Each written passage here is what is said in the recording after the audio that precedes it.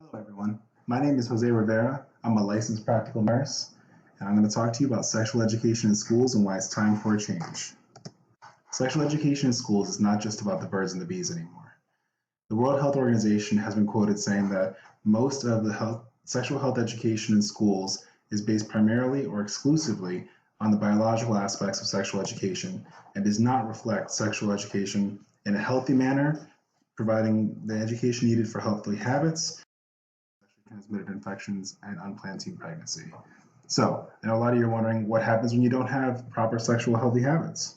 Well, according to the Center for Disease Control, between 1941 and 2017, we have the statistics for the three of the most common sexually transmitted infections: syphilis, chlamydia, and gonorrhea.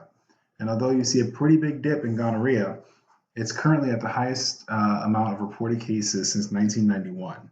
And in the purple, as we can see, all three reflected together show a pretty steady incline with no indication that it's plateauing or stopping anytime soon.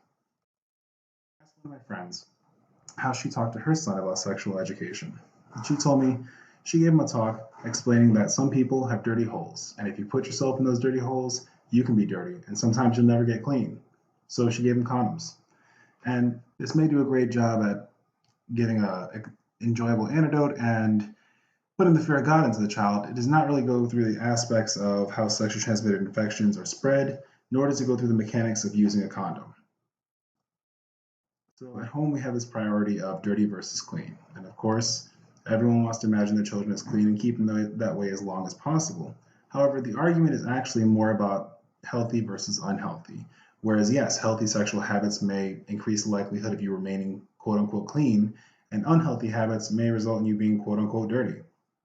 But that's not the argument we want to make. We just want to give the youths the proper education to make the decisions that they feel is best for themselves.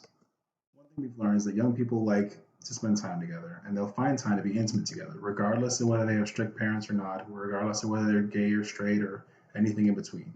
They're going to find time to be together, and we should give them the tools they need to be healthy. What about the naysayers when it comes to sexual education? Well, there's a lot of people out there that have a lot of varying disagreements when it comes to sexual education. So let's go through some of them.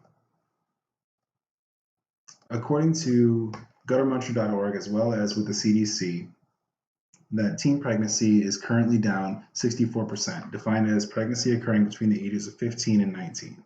And while yes, that is a significant improvement between 1991 and 2015, it is not the only consequence of poor sexual habits. And just because something's still being done well, it doesn't mean it can't be improved on. What about the parents' rights to teach their kids how they see fit? Well, that's still a very valid point. When your child's home, you have the right to talk to them about however you want. You can educate them on sexual healthy habits in your own way. However, in the school system, I feel it's important to have a formalized, age-appropriate, and evidence-based practice of sexual health education that evolves with the child as they grow up. So we have the rights of the parents versus the rights of the child. Then we have the rights of the community as well. When you have habitual sexually transmitted infections and unplanned teen pregnancies, a lot of that auxiliary cost gets absorbed in tax dollars. Next, we have a lot of people who say that it's irresponsible to have sex education in school and that it can over-sexualize children and actually end up invoking more sexual behavior. This is known to be untrue. According to the National Association of School Nurses, proper evidence-based sexual health education actually reduces the amount of sexual activity because it gives the youths the opportunity to make decisions for themselves based on education that they have an opportunity to explore. We're not talking about giving a second grader the same type of sexual education you would give a high school senior, where just like any other curriculum, you start small and you build and grow that knowledge as the child grows older. We need sexual health education that is evidence-based, age-appropriate, and keeps building and reinforcing on itself. How do we avoid the stigma of sexual education? Well, let's trust the professionals.